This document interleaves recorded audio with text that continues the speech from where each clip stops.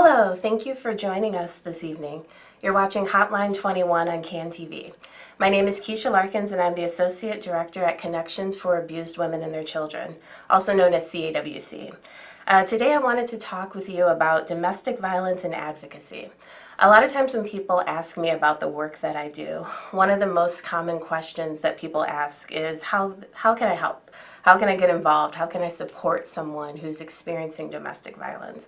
So I wanted to spend some time talking about the role of an advocate when working with domestic violence survivors. Before we dive into the topic, I wanted to give a quick overview about CAWC and the services that we provide. CAWC is actually Chicago's oldest domestic violence agency. It began in 1977 with the Hotline, and our greenhouse shelter opened in 1979. An overview of our current services, the first is Greenhouse Shelter. Greenhouse Shelter is a 42-bed, 24-hour shelter that's open 365 days a year. Greenhouse is a safe refuge for any survivors who are looking for a safe place to go if they're experiencing domestic violence. At Greenhouse, we have a children's advocate, we have a family trauma therapist, and any person who is residing at Greenhouse is assigned to a counselor advocate who will also help support them with making goals and finding a place to live after Greenhouse. Another service that we have available is the Humboldt Park Outreach Program, also known as HPOP. At HPOP, we offer legal advocacy services, we have children's services with our family trauma therapist, and we also have counseling services. HPOP services are available on a walk-in basis. No appointment is needed. You can come in anytime, Monday through Friday, 9 to 5. Those services are available at 1116 North Kedzie Street. Another service that we have available is domestic violence services at Haymarket Center. Haymarket Center is a substance abuse facility, and residents of Haymarket Center are able to receive counseling, individual or group counseling from a counselor advocate, and we also provide training for staff at Haymarket. Our last program is HCIP, or the Hospital Crisis Intervention Project. That project is housed at both Stroger Hospital and Northwestern Hospital. At both hospitals, we train doctors and healthcare providers to screen for domestic violence, and we also take referrals and walk-ins. Counselors that are available to see patients at bedside and also to see them in our offices. The last thing that we do at CAWC is community outreach and training. We spend a lot of time working to educate the community about domestic violence. And we also offer training for people who want to be advocates, and we'll talk a little bit more about that as well. I want to give you the information about how to reach us at CAWC. Our 24-hour domestic violence hotline is answered at Greenhouse Shelter by staff and trained volunteers. You can call us anytime at 773-278-4566 in order to reach a counselor. All of the programs that we offer at CAWC are fully inclusive, and all of the services are free. Any person who has experienced domestic violence is invited to access any program that we have available. So as I said in the beginning, we're going to talk a little bit about advocacy today. But before we talk about advocacy, I think it's important for us to define what domestic violence is. So what is domestic violence? Domestic violence is also called intimate partner violence, and it's a pattern of behaviors used by one partner to maintain power and control over another partner in an intimate relationship. So domestic violence includes behaviors that physically harm, that arouse fear, or that prevent a partner from doing something that they would like to do. It includes the use of physical and sexual violence, threats, intimidation, emotional abuse, and even economic abuse. Many of these different forms of domestic violence can be occurring at one time, even within the same intimate relationship. At CAWC, we use something that is called a power and control wheel, which can help accurately describe what occurs in an abusive situation. I think it might be a little bit hard to see. Oops. Okay, there we go. So you can think of the wheel as a diagram of the tactics that an abusive partner uses to keep their victim in the relationship. The inside of the wheel is comprised of the subtle and continual behaviors, and the outer ring represents the physical, visible violence. These are the abusive acts that, the outside of the ring are the abusive acts that are usually more overt and things that you might notice a little more.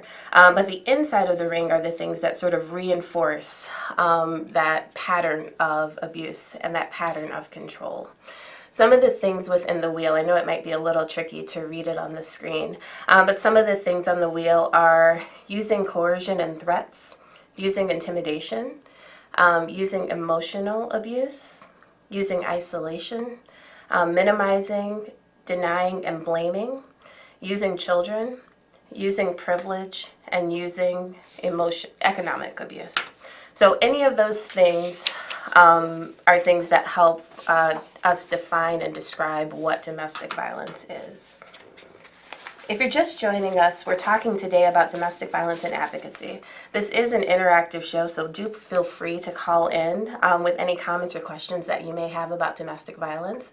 The number that you can call is 312-738-1060. As I mentioned at the start of the show, today's topic is advocacy and how to help someone who you suspect is experiencing intimate partner violence or domestic violence. Are you concerned, like as a person, are you concerned about someone or concerned that someone that you care about is experiencing abuse? Maybe you've noticed some warning signs. So what could some of those warning signs look like? Maybe you notice that the person's partner puts them down in front of other people. Maybe you notice that they're constantly worried about making their partner angry. Maybe they make excuses for their partner's behavior. You might notice that their partner appears to be extremely jealous or possessive. Sometimes you might notice physical signs like marks or other injuries. One of the things that we see a lot in domestic violence is isolation. So another sign that we sometimes see that's a warning sign is that the person may have stopped spending time with friends and family. One final thing you might notice is that the person appears to be depressed or anxious, or you may even notice changes in their personality. So what can you do? What do you do if you have a friend or family member who is being abused or who you suspect is being abused? How can you advocate for someone who is experiencing domestic violence? So if someone you love is being abused, it can be really difficult to know what to do. Sometimes the instinct is to try to save the person or to try to remove them from the relationship, but it's not always quite that easy. There are a lot of reasons that people might choose to stay in an abusive relationship.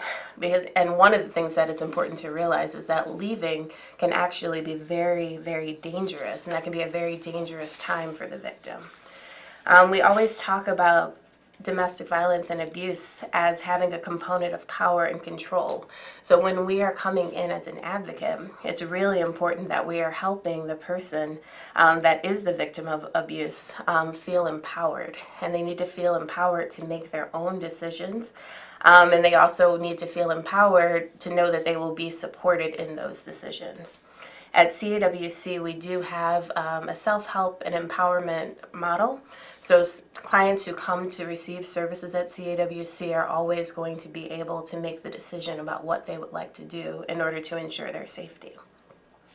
There are other ways that we can help as advocates. One thing is that we can acknowledge that the person is in a very difficult and very scary situation, and we can be supportive and we can listen.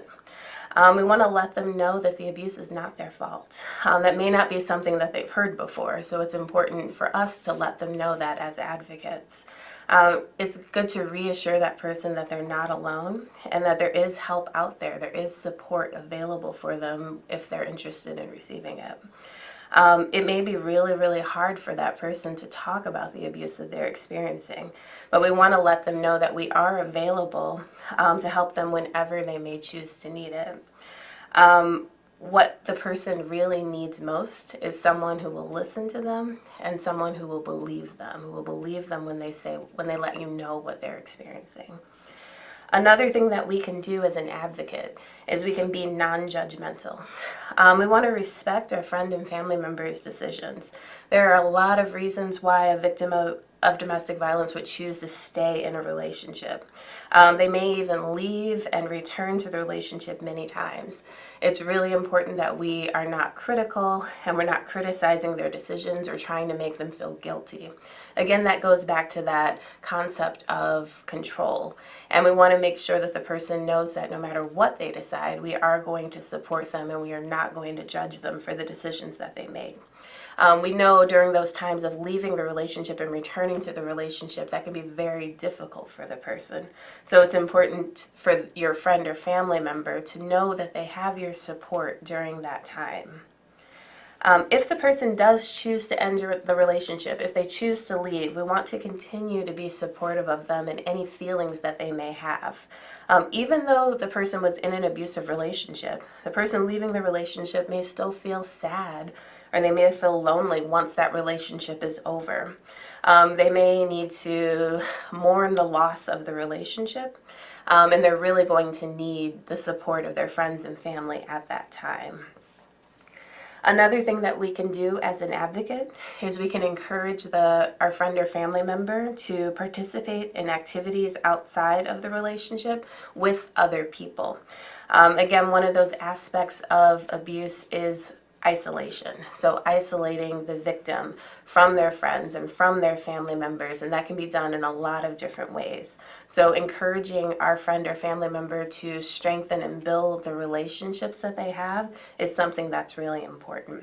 The support that victim receives is really critical. And the more they feel supported by people who care for them, the easier it's going to be for them to take the steps necessary to get the care and support that they need. It's also going to help them be able to stay away from their abusive partner. We can remember that you can always call us at our hotline to find any kind of information about support. And I'll put that on the screen one more time so you can see it. CAWC's 24-hour domestic violence hotline is available at 773-278-4566. So if you are an advocate and you're working with someone who's looking for support, that is one resource that you can point them to. Other ways that we can help as an advocate, we can encourage or help the person develop a safety plan. You can get information about creating a safety plan by calling a hotline like CAWC's, and also just kind of looking at and figuring out ways that you can maintain safety. CAWC would be able to help any person who is in a domestic violence situation talk about ways that they can increase their safety. Another thing we want to do is we want to encourage our friends and family members to talk to people who can provide help and who can provide guidance. Again, I refer to CAWC as a reference for that. Any local domestic violence agency like CAWC that can provide counseling or support groups can be really helpful for a person who is in an abusive situation. Again, you can call that CAWC 24-hour hotline at 773-278-4566 and speak to a CAWC staff member or a trained volunteer. You can ask questions and get more information when you make that call as well. Another thing that's important to remember when you are advocating for a friend or family member who may be experiencing domestic violence is to remember that you can't rescue them. Although it is really, really difficult to see someone you care about get hurt, ultimately, that person is the one who has to make the decisions about what they want to do. It's important for us to support them no matter what they decide, and for us to help them find a way to safety and find a way to peace. Again, you're listening to Hotline 21 on CAWTC. As I said before, this is an interactive show, so do feel free to call in at 312-738-1060 with any questions or comments that you may have about the topic. Again, today we're talking about domestic violence, and we're talking about how to work as an advocate. My agency is CAWC, or Connections for Abused Women and Their Children. So Another way that we can help someone who is experiencing domestic violence, or really just help anyone who may be experiencing it, is for us to talk about domestic violence. Often domestic violence is hidden behind doors.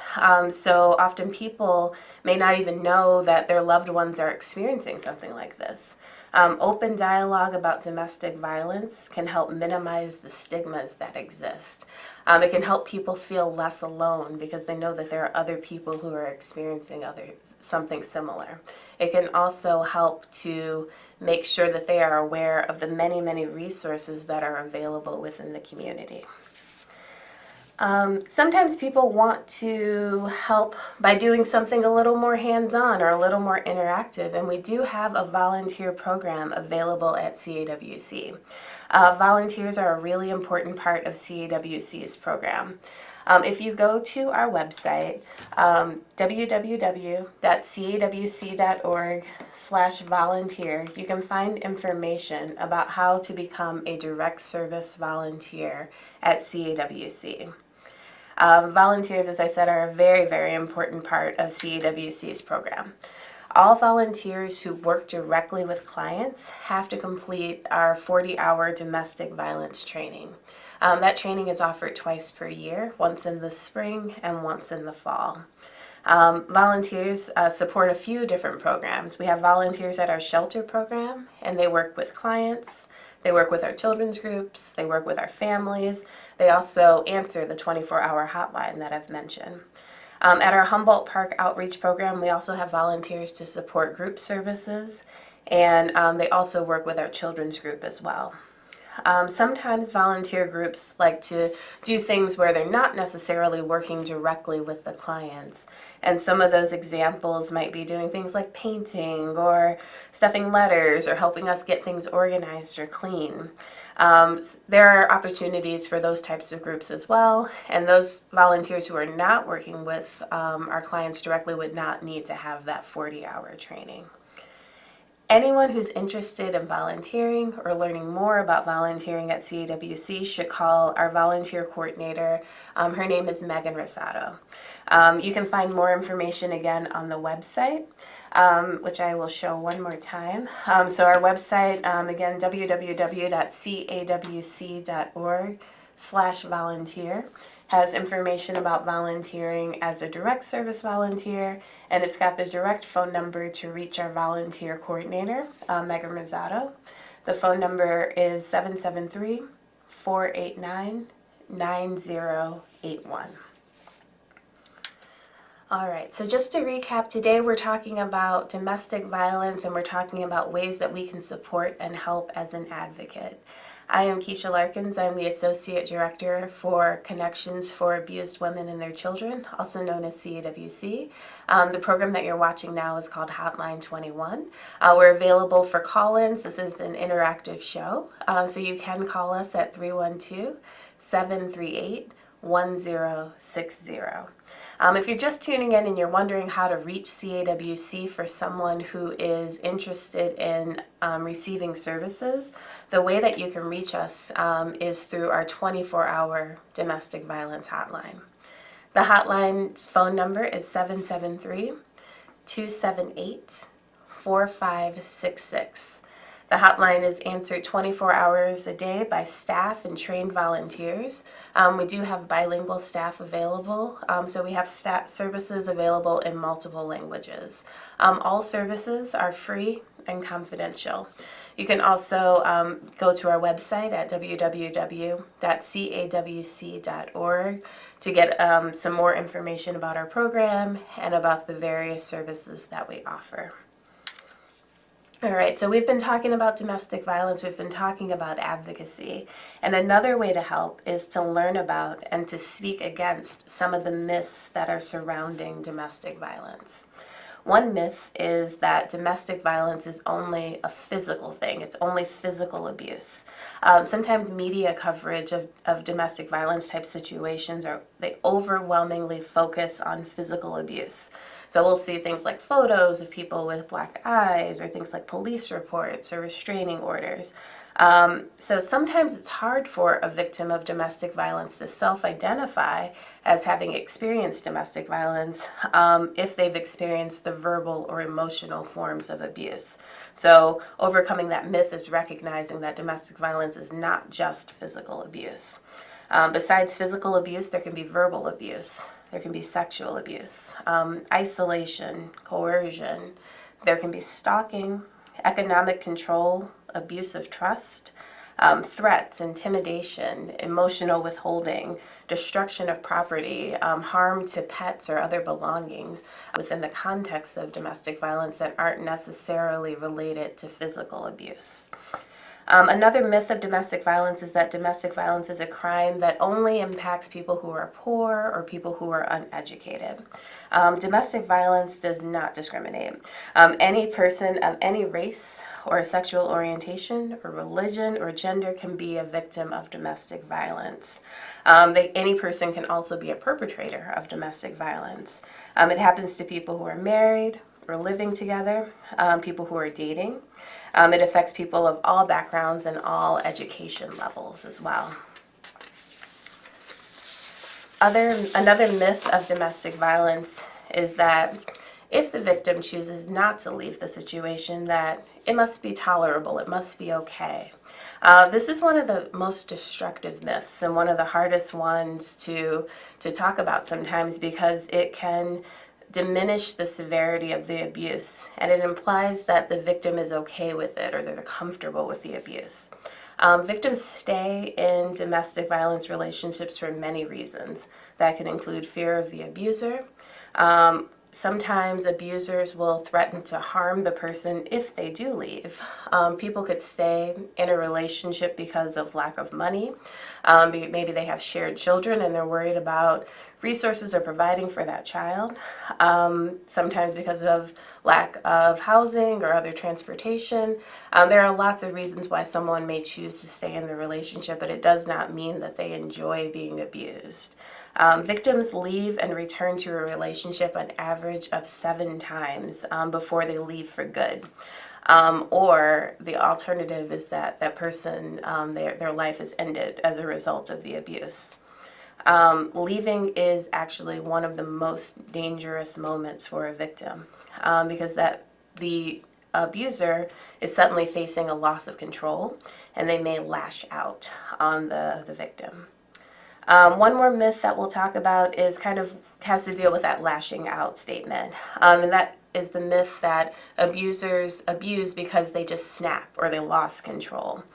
When an abuser seriously harms or even kills a victim, people who know that person may think, oh, that's nothing like him, that person just snapped. But in truth, domestic violence is not about anger management or an inability to handle stress. Abuse is almost always reoccurring in that cycle and is largely based on demonstrating control. Today we talked a lot about advocacy, and the biggest things that I want to emphasize are that as an advocate, it's important just to be available for any person who may be experiencing domestic violence, and also having resources available to offer to them. Many times a person who's experienced domestic violence simply just needs someone to listen to them so that they know that they are being heard and they know that they have someone that they can turn to if they need support. At CAWC, we offer counseling, we offer group counseling, we offer children's services, legal advocacy, support with things like orders of protection. We also have other support to connect people to other community resources. You can access services at CAWC. One way to reach us is to call our 24-hour hotline at 773-278-4566.